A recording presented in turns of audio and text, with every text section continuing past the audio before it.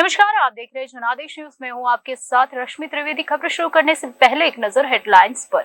Headline के प्रायोजक है सुशीला चैरिटेबल ट्रस्ट, जहां लोक हित और विकलांग लोगों की सहायता करना ही है कर्म, जिसका एक ही नारा जनहित में योगदान कराना।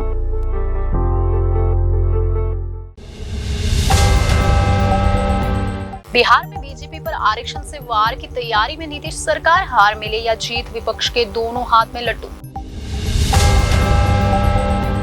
रामलला के प्राण प्रतिष्ठा समारोह में नहीं आएंगे बुजुर्ग और बच्चे, जानिए चंपत राय ने क्यों दी सलाह।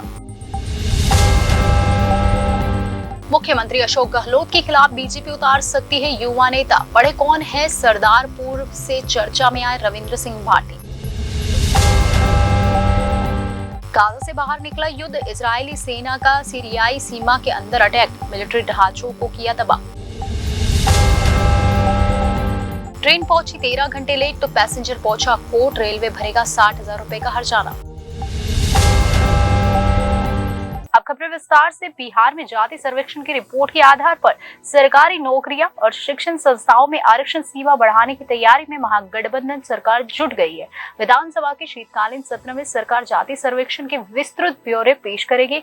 इस क्रम में सरकार आरक्षण सीमा बढ़ाने का प्रस्ताव भी पास कर सकती है। बिहार में जाति सर्वेक्षण रिपोर्ट आने के बाद इसका चुनावी लाभ लेने की तैयारी में महागठबंधन जुट गया है। अभी तक यही माना जाता रहा कि जाति सर्वेक्षण सिर्फ आई वॉश है, लेकिन इस चुनावी हथियार के रूप में महागठबंधन इस्तेमाल करना चाहता है। विधानसभा के शीतकालीन सत्र में राज्य सरकार जाति सर्वेक्षण की पूरी रिपोर्ट पेश करेगी, जिसमें आर्थिक रूप से कमजोर लोगों के आंकड़े भी होंगे और इन्हें आगे ले जाने के लिए सरकार उल्लेखनीय काम करने की तैयारी में है। शिक्षण संस्थानों और नौकरियों में आरक्षण बढ़ेगा। बिहार में सीएम नीतीश कुमार ने जाति सर्वेक्षण को इसलिए आवश्यक बताया था कि इससे सभी जातियों के ताजा आंकड़े तो हासिल हो ही जाएंगे, लेकिन उनकी आर्थिक और सामाजिक उन्नति के लिए नीतियां बनाने में भी सहूलियत होगी। जब से सर्वेक्षण की रिपोर्ट सामने आई है, तभी से एक सवाल उठ रहा है कि क्या इस आधार पर नौकरियां और शिक्षण संस्थाओं में आरक्षण की सीमा बढ़ाई जाएगी। अब इस सवाल का जवाब क्या होगा, इसके संकेत भी मिलने लगे हैं। जेडीयू ने 26 नवंबर को पटना में भीम संसद का आयोजन किया है। इसका थीम है जिसकी जितनी आबादी उसकी उतनी हिस्सेदारी, यानी जेडीयू ने नीतिगत तौर पर तय कर दिया है कि जाति सर्वेक्षण में सामने आए आंकड़े के हिसाब से आरक्षण की सीमा तय की जाएगी। आरक्षण की सीमा सुप्रीम कोर्ट ने पहले से ही 50% तय कर दी है। आबादी के हिसाब से आरक्षण की सीमा बढ़ाई जाती है तो सबसे पहले सुप्रीम कोर्ट का क्लियरेंस लेना पड़ेगा। हालांकि जेडीयू के अंदरूनी सूत्र बताते हैं कि विधानसभा से इस आशय का प्रस्ताव पारित कर केंद्र सरकार को भेजा जाएगा। केंद्र सरकार अगर आरक्षण सीमा बढ़ाने के प्रस्ताव को मान लेती है तो यह महागठबंधन सरकार की जीत होगी। इससे उन राज्यों का रास्ता खुल भी जाएगा जिन्होंने अपने यहाँ बिहार की तर्ज पर जाति सर्वेक्षण कराने की घोषणा कर रखी है। चुनाव घोषणा के ठीक पहले राजस्थान सरकार ने जाति सर्वेक्षण की घोषणा की है। ओडिशा के नवीन पटनायक सरकार जाति सर्वेक्षण पर काम कर रही है।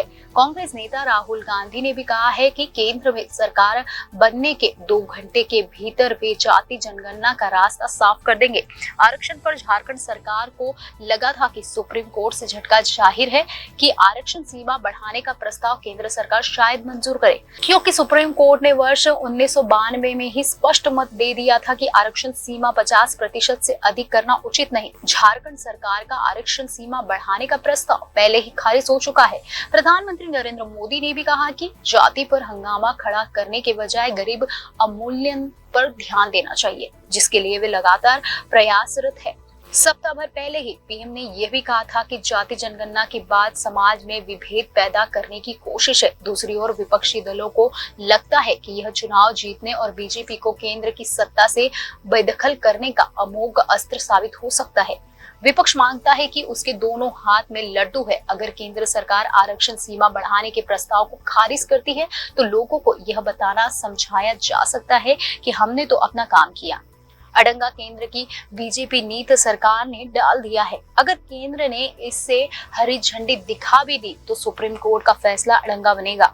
दोनों ही स्थितियों में बिहार सरकार को फायदा है। खारिज होने की स्थिति में विपक्ष इसका ठीकरा केंद्र सरकार पर फोड़ेगा और मंजूरी देने पर अपनी जीत मानेगा।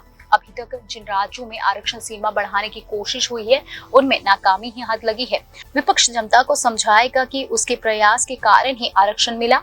इस आधार पर पिछड़ों को गोलबंद करने का सरकार प्रयास करेगी। सर्वेक्षण में समान आय आर्थिक स्थिति को देखते हुए पिछड़ी जातियों में कुछ को जनरल कैटेगरी में शामिल किया जा सकता है तो कुछ को पिछड़े वर्ग में ही जगह भी दी जा सकती है। संभव है कि 6 नवंबर से शुरू हो रहे बिहार विधानसभा के सत्र में भी इस तरह का प्रस्ताव लाया जाए, पर इतना तो तय है कि जाति सर्वेक्षण के हथियार से विपक्ष बीजेपी को मात देने की तैयारी कर चुका है। 4000 धर्मगुरुओं के अलावा 2500 विशिष्ट जनों की सूची भी बनाई जा रही है। इनमें वैज्ञानिक, कलाकार, परमवीर चक्र से सम्मानित सैनिक परिवार भी शामिल है। प्राण प्रतिष्ठा कार्यक्रम में करीब 3 घंटे लग जाएंगे। भव्य राम मंदिर में 22 जनवरी 2024 को रामलला विराजमान होंगे। प्राण प्रतिष्ठा कार्यक्रम की तैयारियां अंतिम चरण में चल रही है। इस समारोह में पीएम नरेंद्र मोदी मुख्य यजमान होंगे। उन्होंने श्री राम जन्मभूमि तीर्थ क्षेत्र ट्रस्ट का निमंत्रण स्वीकार कर लिया है। कार्यक्रम में आरएसएस के सरसंघ संचालक मोहन राव भागवत, यूपी के सीएम योगी आदित्यनाथ और गवर्नर आनंदीबेन पटेल भी मौजूद रहेंगी। श्री राम जन्मभूमि तीर्थ क्षेत्र ट्रस्ट के महासचिव चंपत राय ने बताया कि कार्यक्रम में कितने लोग शामिल होंगे उसकी सूची तैयार कर ली गई है। 140 विभिन्न परंपराओं के 4000 धर्मगुरुओं के साथ करीब 2500 विशिष्ट जनों को ही प्रवेश मिलेगा। संतों और महंतों को भी करीब 1 किलोमीटर पैदल चलना पड़ेगा और उन्हें अपने दंड कमंड आसन आदि को कार्यक्रम स्थल तक ले जाने की छूट नहीं मिलेगी। किसी भी वीआईपी के सहयोगी स्टाफ आदि को प्रवेश की अनुमति नहीं मिलेगी। चंपत राय ने बताया कि जो 2500 विशिष्ट लोगों की सूची बनाई गई है उनमें राम मंदिर आंदोलन में शहीद हुए कार सेवकों के परिवारजन भी शामिल है। इसके अलावा वैज्ञानिक, कलाकार, परमवीर चक्र से सम्मानित परिवार को भी निमंत्रण भेजा जाएगा। मंदिर आंदोलन से जुड़े पूर्व उप प्रधानमंत्री लाल कृष्ण आडवाणी और मुरली मनोहर जोशी का भी नाम सूची में है। स्वास्थ्य समस्याओं के चलते उनका आना शायद संभव न हो। चंपत राय के मुताबिक प्राण प्रतिष्ठा कार्यक्रम में 3 घंटे तक चलेगा ये कार्यक्रम।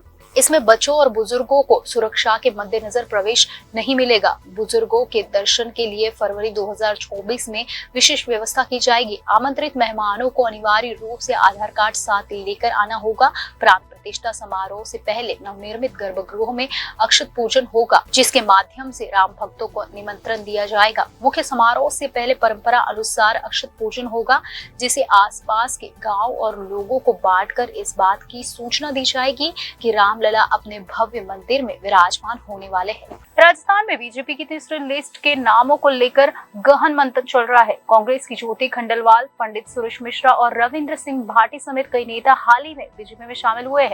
राजस्थान में इन नेताओं के बीजेपी में शामिल होने के बाद नई सूची में उम्मीदवारी पर कयास लगाए जाने लगे हैं। युवा नेता भाटी को लेकर भी चर्चाओं का बाजार गर्म है। राजस्थान में बीजेपी की तीसरी लिस्ट को लेकर उम्मीदवारों के नामों को लेकर गहन मंथन चल रहा है। इस बीच शनिवार को कांग्रेस की ज्योति खंडेलवाल, पंडित सुरेश मिश्रा और युवा नेता रविंद्र सिंह भाटी समेत कई नेता बीजेपी में शामिल हुए हैं। इन नेताओं ने बीजेपी में शामिल होने को लेकर सियासत में जमकर हलचल मची हुई है। वहीं युवा नेता रविंद्र सिंह भाटी बीजेपी की सियासत में सुर्खियों में आ चुके हैं। माना जा रहा है कि बीजेपी की तीसरी लिस्ट पे उनके नाम पर मोहर लग सकती है। सियासी चर्चा यह भी है कि उन्हें मुख्यमंत्री अशोक गहलोत के सामने सरदारपुर विधानसभा सीट से चुनाव लड़ाया जा सकता है। इस रिपोर्ट से समझते हैं कि युवा नेता रविंद्र सिंह भाटिया कौन है, क्या मुख्यमंत्री अशोक गहलोत को चुनौती दे सकते हैं। राजस्थान में विधानसभा चुनाव को लेकर काफी समय से सियासी चर्चाएं थी, लेकिन कांग्रेस की कुछ नेता बीजेपी में शामिल हो सकते हैं। इसको लेकर भाजपा के नेताओं ने अपने बयान में कई बार संकेत भी दिए। बीते शनिवार को पूर्व विधायक चंद्रशेखर वेद, पूर्व विधायक नंदलाल पूनिया, जयपुर की पूर्व महापौर ज्योति खंडेलवाल, झुंझुनू से हरि सिंह सरहाना, कांग्रेस नेता सावरमल महेरिया, केसर सिंह शेखावत, भीम सिंह पेका, जयपाल सिंह और युवा नेता रविंद्र सिंह भाटी बीजेपी में शामिल हुए। इसके बाद से रविंद्र भाटी सियासत में काफी सुर्खियों में है। माना जा रहा है कि उन्हें मुख्यमंत्री अशोक गहलोत के सामने सरदारपुर विधानसभा सीट से चुनावी मैदान में उतारा जा सकता है। राजस्थान में बीजेपी 76 विधानसभा सीटों के उम्मीदवारों को लेकर मंथन में जुटी हुई है। बीजेपी अब तक 2 लिस्ट के जरिए 124 उम्मीदवारों की घोषणा कर कर चुकी है। इस बीच कांग्रेस के कई बड़े नेता बीजेपी में शामिल हुए। इसके बाद से बीजेपी की तीसरी लिस्ट को लेकर हाईकमान काफी मंथन में जुड़ी हुई है। चर्चा है कि बीजेपी में शामिल होने वाले कुछ नेताओं के नाम तीसरी सूची में आ सकते हैं। इनमें रविंद्र सिंह भाटी का नाम काफी चर्चा में है। भाटी जोधपुर विश्वविद्यालय की छात्र राजनीति में काफी सक्रिय रहे हैं। रविंद्र सिंह भाटी को मुख्यमंत्री अशोक गहलोत के सामने सरदारपुर विधानसभा सीट पर उतारने की काफी सियासी चर्चा है। हालांकि रविंद्र सिंह शिव विधानसभा से अपनी दावेदारी ठोक रहे हैं। युवा नेता रविंद्र सिंह भाटी ने छात्र संघ चुनाव से राजनीति में प्रवेश किया। इस दौरान 2019 में उन्होंने निर्दलीय चुनाव लड़ा। उन्होंने एपीवीबी के टिकट मांगा था, लेकिन उन्हें टिकट नहीं मिला। इस पर भाटी ने निर्दलीय चुनाव जीतकर इतिहास रच डाला। यह नारायण व्यास विश्वविद्यालय जोधपुर में 57 साल से छात्र संघ चुनाव के इतिहास में पहली बार रविंद्र भाटी ने निर्दलीय चुनाव जीतकर इतिहास बनाया।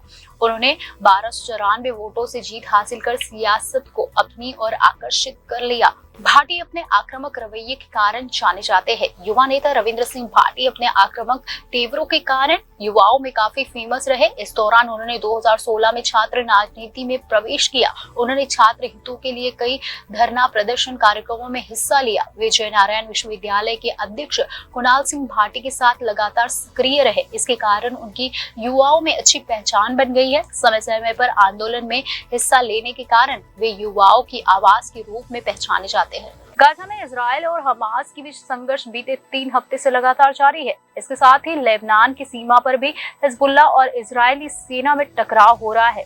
इन दो मोर्चों के बाद अब सीरिया में भी इजराइल ने बमबारी की है। ऐसे में ये सवाल भी खड़ा हो रहा है कि क्या ये जंग अब गाजा से बाहर फैलना शुरू हो गई है। इजराइल की सेना ने सोमवार को बताया कि उसने सीरिया के अंदर भी हमले किए हैं। सीरिया में मिलिट्री इंफ्रास्ट्रक्चर को निशाना बनाते हुए ये हमले किए गए और इस इंफ्रास्ट्रक्चर को तबाह कर दिया गया।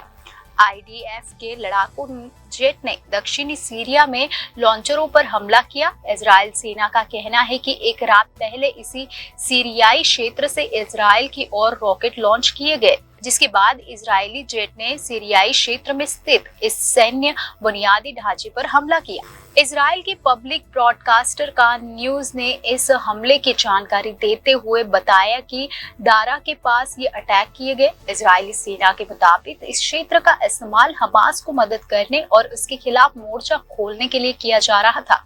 लेबनान में भी इजरायली सेना ने अटैक किया है। सेना की ओर से कहा गया कि रॉकेट हमले के जवाब में लेबनान में हिजबुल्लाह के ठिकानों पर उसने हमला किया है। गाजा में संघर्ष शुरू होने के बाद से लेबनान सीमा पर हिजबुल्लाह और इजरायली सेना के बीच गोलीबारी की घटनाएं लगातार हो रही है। इराक और सीरिया में भी अमेरिकी सेना पर हमले हुए हैं। इजरायली सेना ने भी अपनी सैन्य कार्रवाई को गाजा के बाहर बढ़ा दिया है। ऐसे में गाजा में हमास के खिलाफ चलाए जा रहे इजराइल के युद्ध के रीजन में फैलने और इसके नतीजों को लेकर चिंताएं बढ़ने लगी है। इजरायली सेना ने अधिकारियों के अनुसार 7 अक्टूबर के बाद से हिजबुल्लाह के साथ सीमा पार हर दिन गोलीबारी हो रही है। 7 अक्टूबर के हमास के हमले के बाद से लेबनान ने सीमा पार हिंसा में कम से कम 59 लोग मारे गए हैं। इसमें ज्यादातर हिजबुल्लाह के लड़ाके थे, लेकिन 4 नागरिक और एक पत्रकार की जान भी गई है। हमास ने 7 अक्टूबर को दक्षिणी इजराइल में एक बड़े हमले को अंजाम दिया था, जिसमें 1400 से ज्यादा लोग मारे गए थे और करीब 240 को हमास में बंधक बना लिया। इसके जवाब में इजराइल ने गाजा पर लगातार बमबारी की। गाजा के स्वास्थ्य विभाग का कहना है कि 3 हफ्ते से जारी इजरायली सेना की बमबारी में 8000 लोग मारे गए।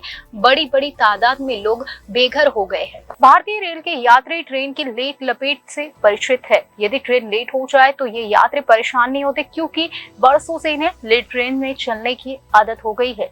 लेकिन केरल के एक यात्री को लेट ट्रेन में सफर करना इतना बुरा लगा कि उसने कंज्यूमर फोरम में वाद दायर कर दिया। वंदे भारत, राजधानी, शताब्दी जैसी प्रीमियम ट्रेनों को छोड़ दे तो एक आम आदमी ट्रेन अमूमन लेट ही चलती है। ट्रेन भले ही घंटों देरी से चले, लेकिन लोग इसे दिल पर नहीं लेते। रेल यात्रियों को लेट ट्रेन चलने की आदत सी हो गई है, लेकिन केरल के एक यात्री की ट्रेन गंतव्य तक 13 घंटे लेट क्या चली, वह नाराज हो गया। इसके बाद उन्होंने रेलवे को कंज्यूमर फोरम में घसीट लिया। फोरम ने इस मामले में रेलवे की गलती मानी। अब रेलवे को 60,000 रुपए का हर्जाना भरना होगा। चेन्नई में रहने वाले कार्तिक मोहन ने 6 मई 2018 को चेन्नई अलेप्पी एक्सप्रेस में एक टिकट लिया था। यह ट्रेन उसे 13 घंटे देरी से गंतव्य पर पहुंचाती है। मोहन ने इस घटना को रेल सेवा में गंभीर खामी मानते हुए एर्नाकुलम में कंज्यूमर फोरम का दरवाजा खटखटाया। फोरम ने दक्षिण रेलवे के खिलाफ याचिका को स्वीकार कर लिया और नियमानुसार सुनवाई की। बॉश लिमिटेड में डिप्टी मैनेजर के रूप में काम करने वाले कार्तिक ने अपने ऑफिस की एक महत्वपूर्ण बैठक में शामिल होने के लिए यात्रा की तारीख और ट्रेन चुना। उन्होंने ऐसे ट्रेन का चुनाव किया जो कि उन्हें समय से कुछ देर पहले ही उस शहर में उतार दे, लेकिन ट्रेन 13 घंटे की देरी से वहां पहुंची। कार्तिक का कहना था कि रेल अधिकारियों द्वारा इस मामले को काफी लापरवाही बरती गई। ट्रेन की देरी से चलने के बारे में समय से पहले नहीं बताया गया। रेल प्रशासन ने यात्रियों का बोझ कम करने के लिए कोई वैकल्पिक व्यवस्था भी नहीं की। इस देरी की वजह से कार्तिक के करियर पर प्रतिकूल प्रभाव पड़ा। रेलवे ने दलील दी कि उसकी ओर से कोई कमी, लापरवाही या सुस्ती नहीं बरती गई। रेलवे कार्तिक मोहन और कई अन्य लोगों की ट्रेनों घंटे लेट चलने की पीड़ा को स्वीकार करने में विफल रहा। इनमें वे छात्र भी शामिल थे जो अपनी नीट प्रवेश परीक्षा देने के लिए यात्रा कर रहे थे। कंज्यूमर फोरम ने रेलवे के इस एक्ट को सेवा में चूक माना। इस वजह से यात्री को असुविधा, मानसिक पीड़ा, शारीरिक कठिनाई तो हुई ही, उनके करियर पर भी असर पड़ा। इसलिए रेलवे को 50,000 रुपए का जुर्माना भरने का निर्देश दिया। इसके साथ ही मामले की कानूनी कार्रवाई में हुए खर्चे की भरपाई के लिए भी 10,000 रुपए पीड़ित यात्री को मिलेगा। खबरों में आज बस इतना ही। आने वाली सभी खबरों को जानने के लिए आप जुड़े रहिए जनादेश न्यूज के साथ।